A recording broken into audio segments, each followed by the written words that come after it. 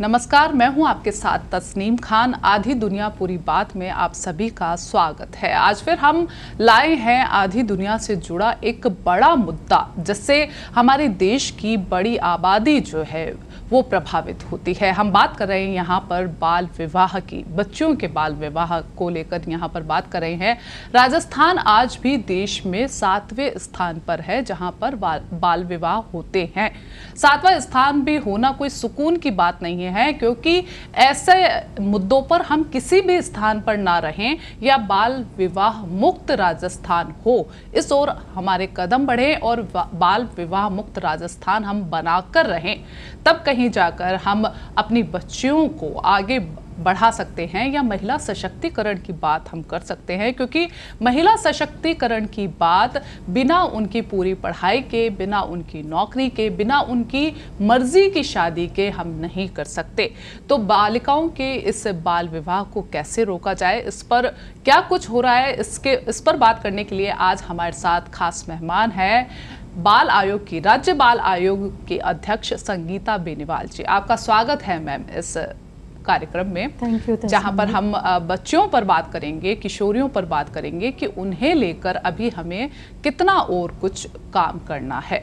तो बाल विवाह मुक्त राजस्थान की अगर हम बात करें तो उसे लेकर क्या कुछ बाल आयोग की तरफ से किया जा रहा है?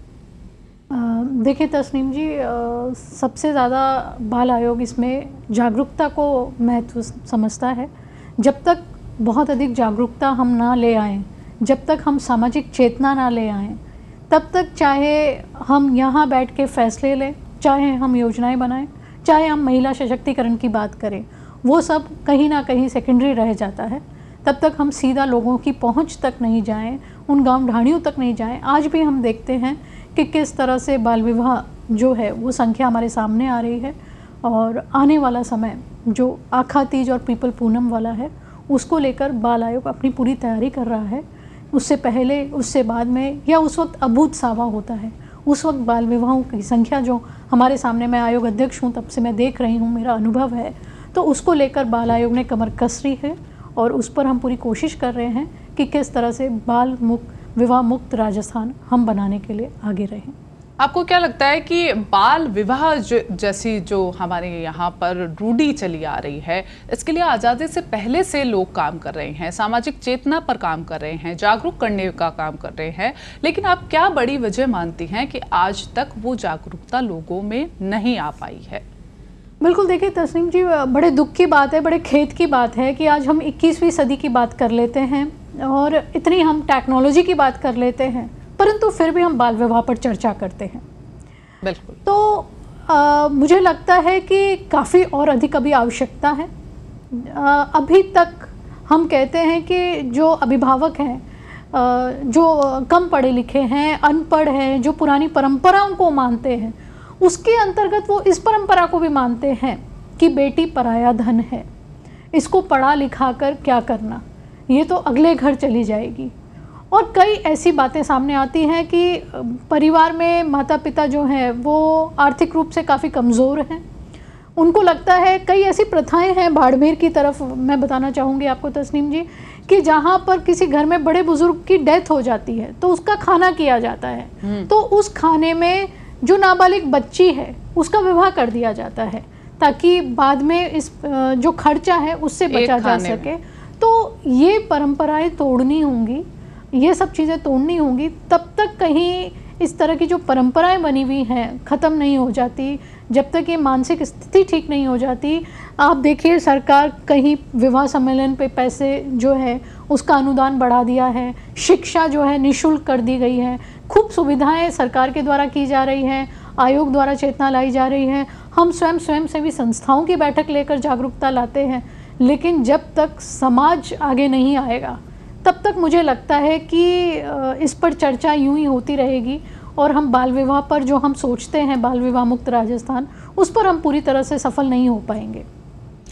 हम बात करते हैं कि जिला प्रशासन जो है वो मुस्तैद रहता है, कई लोगों पर कार्रवाई की जाती है, पुलिस मुस्तैद रहती है, बाल विवाह को लेकर कार्रवाई की जाती है, लेकिन उसके बावजूद जो है समाज के लोगों में डर जो है वो हम पैदा नहीं कर पाए हैं इन चीज़ों का कि ये एक अपराध की श्रेणी में आता है। या तो इसको लेकर क्या कुछ किया जाना चाहिए, क्योंकि सरकार, पुलिस या प्रशासन हर एक के घर के अंदर घुसकर उनको नहीं बता सकती।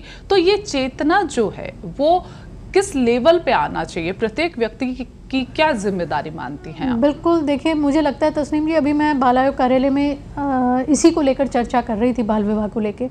हमने चर्चा की अधिकारियों के साथ कि सभी जिला कलेक्टर्स को पत्र के माध्यम से पाबंद किया जाए कि वो पूर्व तैयारी करें, कहीं पर भी बाल विवाह ना हो। एसडीएम को वो नोडल अधिकारी बनाते हुए पाबंद करें कि उनके क्षेत्र में कोई बाल विवाह ना हो, अन्यथा उन्हीं के साथ कार्रवाई की जाएगी।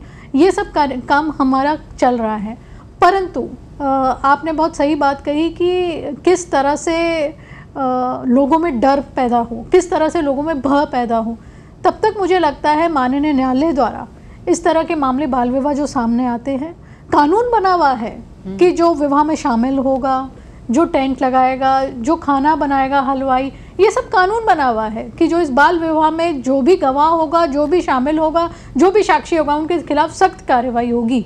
परंतु मुझे ऐसा लगता है कि तब तक 1 से 2 कार्रवाई नहीं होगी, तब तक लोगों में डर की भावना नहीं होगी, भय नहीं होगा।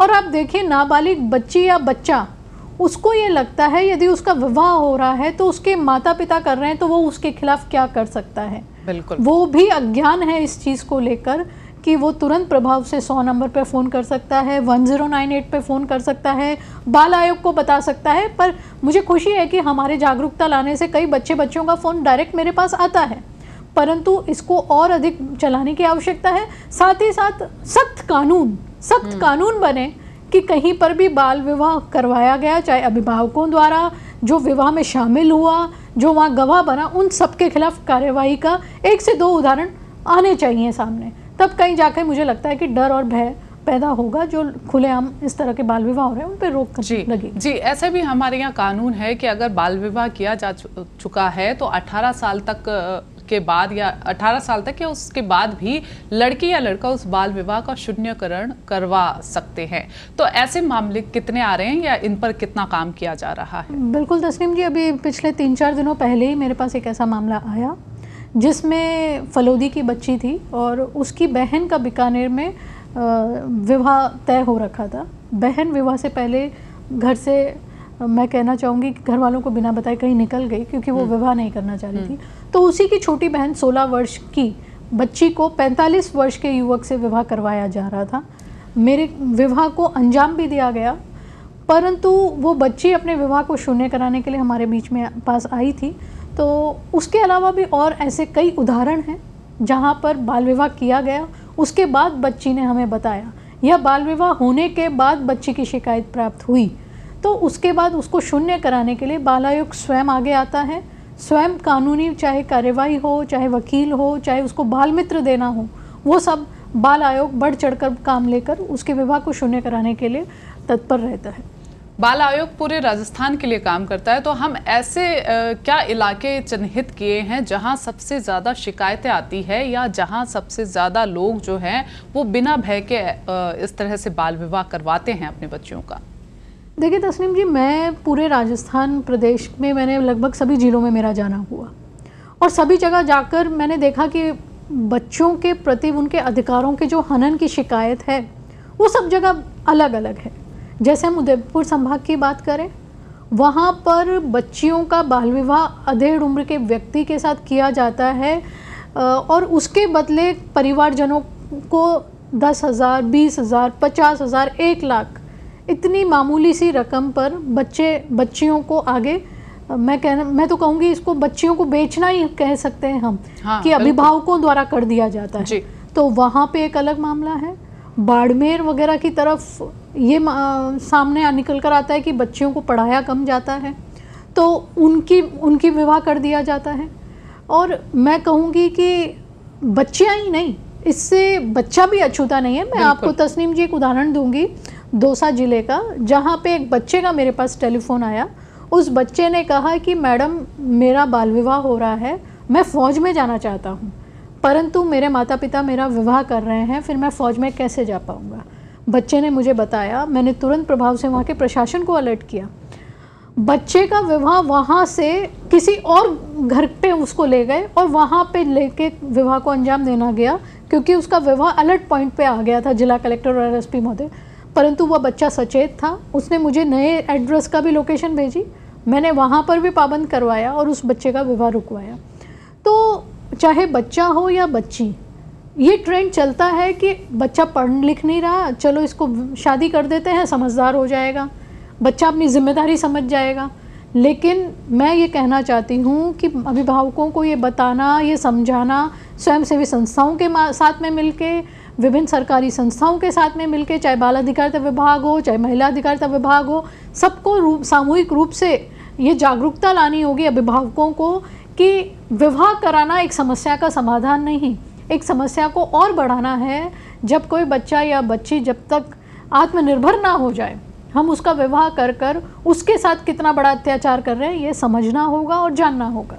संगीता जी, जैसे कि हम चर्चा कर रहे थे कि राज्य में काफ़ी कुछ काम हो रहा है, एनजीओ जो हैं बड़े लेवल पर काम करें, लेकिन उसके बावजूद भी मेरा खुद का ये सवाल रहता है कि जब इतने बड़े लेवल पर काम हो रहा है तो उसकी गति इतनी धीमी क्यों रही कि आज भी हमें आखा तीज पर विशेष तौर पर सतर्क रहना पड़ता है। तो ऐसी क्या वजह है? मुझे लगता है कि क्या हमें इनकी मॉनिटरिंग करने में क्या किसी तरह की कमी रही है?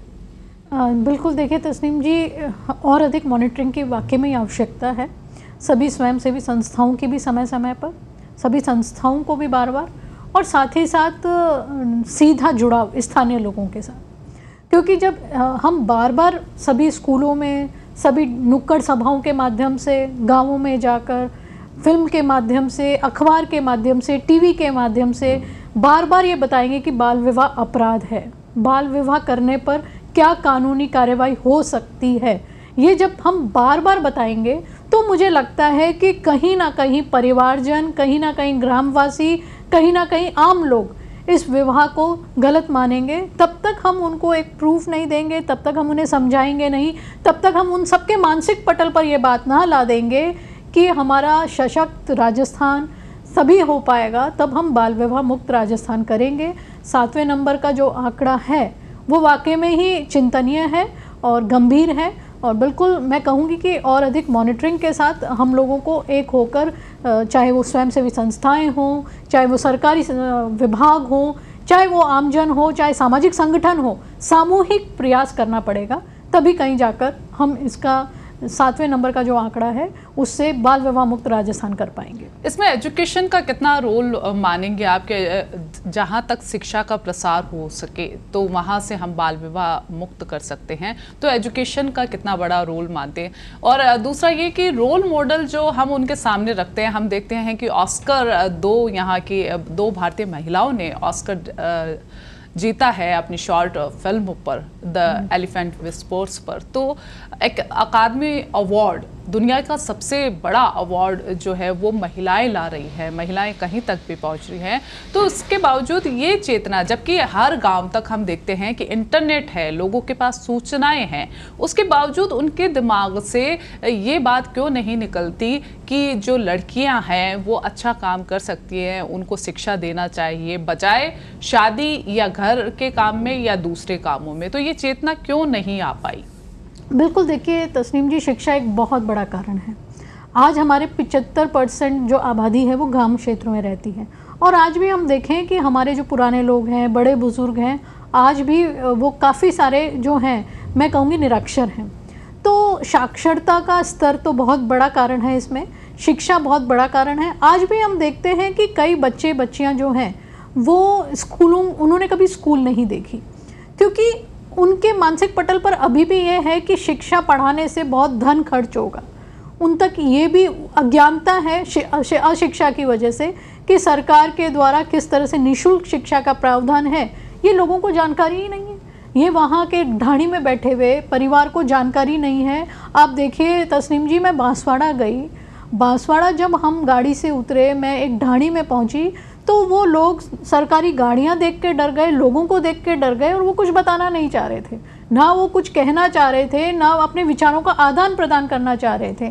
तो वाकई में ही मैं कहूँगी कि बहुत अधिक आवश्यकता है और भी उन लोगों को मुख्य धारा में लाने की, उन लोगों को खुलकर उनके विचार बाहर रखने की। तभी कहीं जाकर उनके ये विचार जब लोगों के बीच में आएंगे, हम एक पांडाल पे बैठेंगे, हम चौपाल पे बैठेंगे, हम गांव में बैठेंगे, तब महिलाओं को बोलने का मौका देंगे, उनकी बात जानेंगे, तब मुझे लगता है कि कहीं ना कहीं ये जो अशिक्षा का जो है और किस तरह से बच्चियों को शिक्षा करानी चाहिए, माता पिता को ये बताना चाहिए कि आप नहीं पढ़े कोई बात नहीं, पर आपकी बच्चियों को पढ़ना बहुत ज़रूरी है क्योंकि वो दो घर चलाएंगी। आपके बच्चे का पढ़ना बहुत ज़रूरी है ताकि वो अपनी जिम्मेदारी उठाएगा।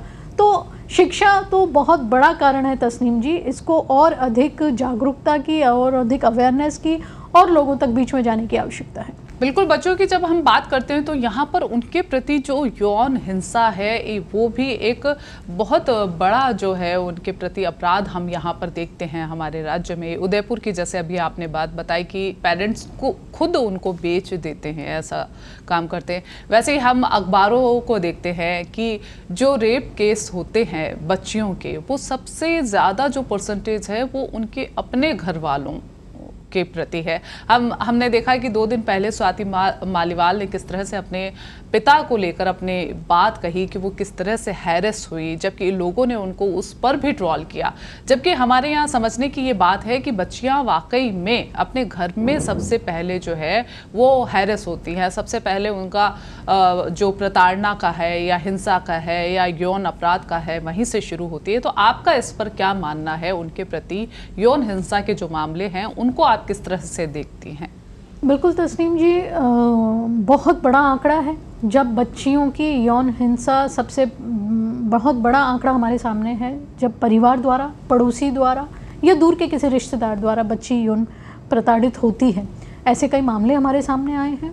और सबसे बड़ी बात यह है कि बच्चियां यौन शोषण का शिकार होती हैं, अपनी माँ को बताती हैं, माँ उनको चुप कराती है कि बदनामी होगी, परिवार का है, चाचा है, ताऊ है, उनका बेटा है, तो माता के द्वारा ही अपनी बच्ची को चुप करवाया जाता है। उसके इस तरह के उदाहरण सामने आए कि बच्चियां गर्भवती तक हो गई।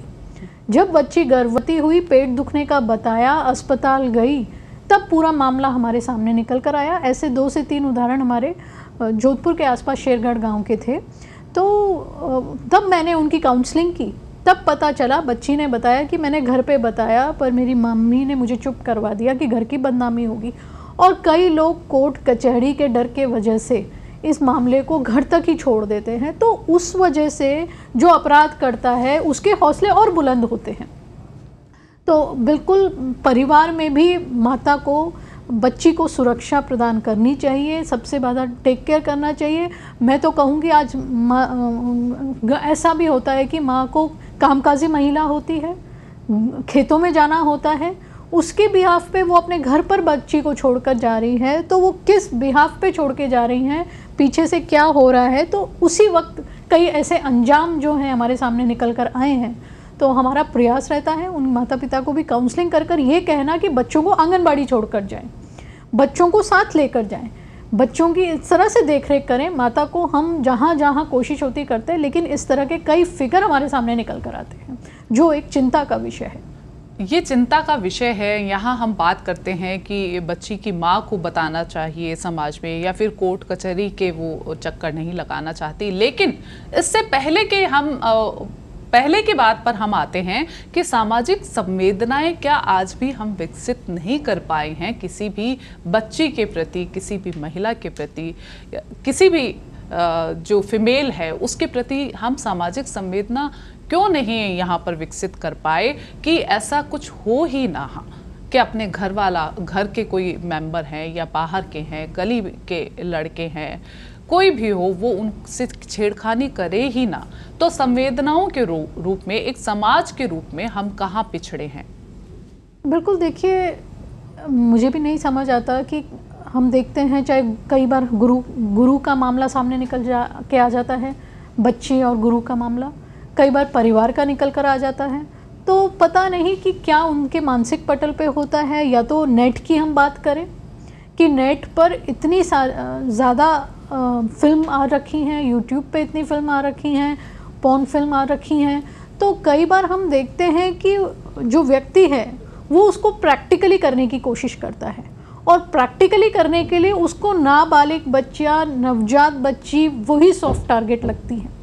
तो बिल्कुल ये जो मानसिक बीमारी है, मैं तो कहूँगी, जिस व्यक्ति को ये जो मानसिक बीमारी है और समाज में जैसा पता लगता है, तो कुछ ना कुछ पहले ही हमें सचेत हो जाना चाहिए ऐसे लोगों के लिए, और उनको समझाइश करनी चाहिए, उनको स्पेशल ट्रीटमेंट देना चाहिए, स्पेशल काउंसलिंग करनी चाहिए, और कहीं ना कहीं उनको ये बताना चाहिए कि ये कितना बड़ा अपराध है। उस बच्ची का बचपन अगर ख़राब हो जाता है, उस बच्चे का अगर बचपन ख़राब हो जाता है, तो वो अपनी पूरी ज़िंदगी कैसे निकाल पाएगा। बिल्कुल, बच्चे का भी होता है, क्योंकि कई सारे कानून हैं। हम पॉक्सो एक्ट की हम यहाँ पर बात करते हैं, तो वो है, उसमें अगर एक बार चले गए तो छूटना मुश्किल होता है, हम सभी जानते हैं। उसके बावजूद भी लोगों में डर नहीं है। तो पेरेंट्स को, लड़कों के पेरेंट्स को, यहाँ मैं लड़कियों के पेरेंट्स की नहीं, मैं उन अभिभावकों की बात कर रही हूँ जो लड़कों के माता पिता हैं, उनको किस लेवल पर अपनी जो है वो पेरेंटिंग करना चाहिए और किस तरह के कानून की जानकारी उनको होनी चाहिए। बिल्कुल तस्नीम जी, देखो, मुझे भी बड़ा अफसोस होता है कि सारी की सारी बात बच्चियों को ही समझाई जाती है, घर परिवार में हो, स्कूल में हो, लेकिन हम देख रहे हैं कि बच्चों के साथ भी लैंगिक अपराध होता है, लेकिन अभिभावक इसको मानने को तैयार नहीं है, और वो बच्चे को कभी नहीं समझाते। वो कहते हैं लड़का है, परंतु मैं कहती हूँ कि आजकल का समय ऐसा आ गया है, सोशल मीडिया का, नेट का, इसका सदुपयोग बहुत है, परंतु इससे कई गलत चीज़ें भी हमारे सामने, आने वाली जनरेशन के सामने आ रही हैं। तो बच्चियों के बराबर बच्चों को भी अभिभावकों को काउंसलिंग करनी चाहिए, प्रोटेक्ट करके रखना चाहिए, गुरुओं को प्रोटेक्ट करके रखना चाहिए, और उन बच्चों को भी पूरा का पूरा गुड टच बैड टच के बारे में जानकारी देनी चाहिए, जैसे हम बेटियों को देते हैं, ताकि बेटा और बेटी दोनों ही यौन हिंसा से सुरक्षित रह सके। तो सुरक्षित समाज बनाने के लिए जब हम बात करते हैं लड़कों की और उनके अभिभावकों की, तो बाल आयोग या सरकार की ओर से क्या जिम्मेदारी बनती है कि किस तरह के अभियान जो है उनमें चलाए जाए और वो संवेदनशील बने, जेंडर सेंसिटिविटी उनमें आए? बिल्कुल तस्नीम जी, बाल आयोग के द्वारा गुड टच बैड टच चलाया जा रहा है पूरे राजस्थान में पिछले काफ़ी समय से, और मुझे बताते हुए अत्यंत हर्ष होता है, आपसे साझा करते हुए बड़ी खुशी होती है कि हम राजस्थान के लगभग प्रत्येक ज़िले में जाए, हमने वहाँ पे उनको कोमल फिल्म दिखाई, गुड टच बैड टच, और वहाँ पर कई सारे बच्चियों से जब मैंने ये फिल्म दिखाने के बाद संवाद किया कि कितनी बार ये देखी, तो कई हाथ ऐसे ऊपर खड़े हुए कि हमने पहली बार ऐसी देखी, हमसे तो इस तरह की बात कभी कोई करता ही नहीं है। तो खुलकर बच्चों को वो फिल्म दिखाई, खुलकर बच्चियों से संवाद किया, और उनको ये समझाया कि आपके साथ अगर इस तरह का स्टार्टिंग हो तो आपको पहले कहाँ बताना है, ताकि वो स्टेप आगे बढ़े, उससे पहले ही हमारे बच्चे बच्चियाँ प्रोटेक्ट रहें। तो बाल आयोग और सरकार good touch bad touch film दिखाकर आत्मरक्षा प्रशिक्षण अनिवार्य व निःशुल्क सभी स्कूलों में, कॉलेजों में, सभी जगह कर ताकि वो अपनी रक्षा स्वयं कर सके। साथ ही में प्रत्येक शनिवार को नो बैग डे, जो राजस्थान सरकार के द्वारा बजट में घोषणा की गई, उसके अंतर्गत बाल आयोग ने ये प्रयास किया कि प्रत्येक शनिवार को नो बैग डे वाले दिन जब हम कई स्कूलों में पहुंचे तो वहाँ के शिक्षकों तक को इसके बारे में जानकारी नहीं थी नो बैग डे की। बच्चे रोज़ की तरह स्कूल में बैग लेके आ रहे थे। हमने शिक्षा निदेशक बीकानेर से कहकर आदेश पारित करवाया कि शनिवार मतलब नो बैग डे, उस दिन एक शनिवार को गुड टच बैड टच की जानकारी दी जाए, एक दिन आत्मरक्षा प्रशिक्षण दिया जाए, एक दिन अभिभावकों को बुलाकर भी ट्रेनिंग दी जाए, और एक दिन बच्चे खुलकर अपनी बात कहें, चाहे डिबेट के माध्यम से, चाहे स्पीच के माध्यम से, ताकि आत्मविश्वास बढ़ सके। तो ये सब चीज़ें बाल आयोग ने सरकार के माध्यम से की और पूरे राजस्थान में हमने इसको लागू किया। जी संगीता जी, जब भी आत्मरक्षा प्रशिक्षण की बात आती है बच्चों की, तो मेरा एक सवाल ज़रूर होता है कि हम उन बच्चों के लिए, लड़कों के लिए किस तरह का प्रशिक्षण सरकार की ओर से लाया जा सकता है या लाया जा रहा है, जो उनको ये बताए कि उनको क्या गुड टच या बैड टच नहीं करना है? बिल्कुल तस्नीम जी, आपने बहुत अच्छी बात कही कि बेटियों के लिए हम आत्मरक्षा प्रशिक्षण कर रहे हैं, तो बेटों के लिए क्या लाया जाए। तो बेटों को मुझे लगता है कि आत्मविश्वास लाया जाए। उनको ये कहा जाए कि भाई वो बेशक उनके टीचर ही क्यों ना हो, चाहे ट्यूशन टीचर हो, चाहे स्कूल टीचर हो, चाहे परिवार का सदस्य हो या कोई दोस्त हो, उनके साथ अगर यौन शोषण हो रहा है तो वो अपना भी बचाव कर सके। और मैं कहूँगी तस्नीम जी कि बच्चियों के लिए आत्म प्रशिक्षण जिस तरह से लाया जा रहा है, उसी तरह हमें एक्सपर्ट से, विशेषज्ञों से बात कर कर बच्चों के लिए किस तरह से किया जाए, तो वो भी हमें शुरू करना चाहिए, ताकि हमारे बच्चे और बच्चियाँ दोनों में कोई फ़र्क ना रह सके और दोनों अपने आप को एक, मैं कहूँगी, सशक्त बच्चों के रूप में निकल कर आगे आए। बिल्कुल, सुरक्षित समाज के लिए जहां पर हमें बच्चों को आत्म प्रशिक्षण देना ज़रूरी होता है, वैसे ही लड़कों के लिए भी ये प्रशिक्षण ज़रूरी है कि वो अपना व्यवहार जो है वो लड़कियों के प्रति उनका व्यवहार कैसा हो, उनकी जो भी आसपास जो महिलाएं हैं उनके प्रति उनका व्यवहार कैसा हो, सड़क पर जब वो चल रहे हैं तो तब उनका व्यवहार कैसा हो। तो क्या इस प्रशिक्षण को लेकर बाल आयोग कुछ प्लान कर रहा है? बिल्कुल तस्नीम जी, आपने बहुत अच्छा बिंदु उठाया कि यदि हम बच्चों को रिस्पेक्ट की भावना सिखा देंगे, चाहे वो अपनी क्लासमेट हो, चाहे पड़ोसी हो या किसी भी महिला के प्रति, तो जब हम बच्चों को बचपन से ये सिखा देंगे तो यौन हिंसा जैसी चीज़ ख़त्म सी हो जाएगी, क्योंकि हम उसको वो संस्कार में डाल रहे हैं, हम उसको पाठ्यक्रम में डाल रहे हैं जी। तो यदि हम स्वयं भी, चाहे CBSE हो चाहे अन्य बोर्ड हो, उन सबको पत्र के माध्यम से बाल आयोग ने पहले भी लिखा था, हम वापस भी बात करेंगे कि बच्चों के पाठ्यक्रम में ही किस तरह से रिस्पेक्ट और आदर करना चाहिए महिलाओं का, और किस तरह से प्रोटेक्ट करना चाहिए, ये पाठ्यक्रम में ही डाल दे, ताकि बच्चे जब बड़े हों, जैसे ABCD क ख ग 1 2 3 सीखते हैं, उसी तरह से वो रिस्पेक्ट वाली चीज़ भी सीख जाएंगे। वही बच्चे आने वाले देश का भविष्य होंगे। तो मुझे लगता है कि सुरक्षित भी हमारा राजस्थान रह पाएगा, सशक्त भी रह पाएगा और एक अच्छा वातावरण हम यहाँ पर पेश कर पाएंगे। बिल्कुल, सबसे पहली जो ज़रूरत है वो एक सुरक्षित समाज की है। अब तक हम नहीं बना पाए, लेकिन हम नई पीढ़ी को इस तरह से तैयार कर सकते हैं। सिर्फ लड़कियों को हम प्रशिक्षण ना दें, हम अपने बेटों को भी प्रशिक्षण दें कि उनका व्यवहार अपने विपरीत सेक्स के लिए किस तरह का हो, वो किस तरह का व्यवहार करे घर में, सड़क पर। तो इस तरह के प्रशिक्षण के बाद मुझे लगता है कि दोनों जब एक दूसरे के सहयोग के तौर पर आएंगे, सहयोगी के तौर पर आएंगे, तो कहीं ना कहीं हम समाज में बदलाव ला पाएंगे। हम आने वाली पीढ़ी में जब बाल विवाह की बात शायद ना हो, वो ये कहें कि ये कुछ पीढ़ियों पहले की बात है। तो जब तक हम समाज में दोनों तरफ से काम नहीं करेंगे, बेटियों पर और बेटों पर समान तौर पर, तब तक शायद इस तरह के बदलाव नहीं आ सकते हैं। बेहद शुक्रिया संगीता जी हमारे साथ इस कार्यक्रम में बने रहने के लिए। तो आधी दुनिया पूरी बात में आज के लिए फिलहाल इतना ही। अगली बार फिर एक मुद्दा लेकर आपके सामने हाजिर होंगे। तब तक के लिए मुझे दीजिए इजाजत। नमस्कार।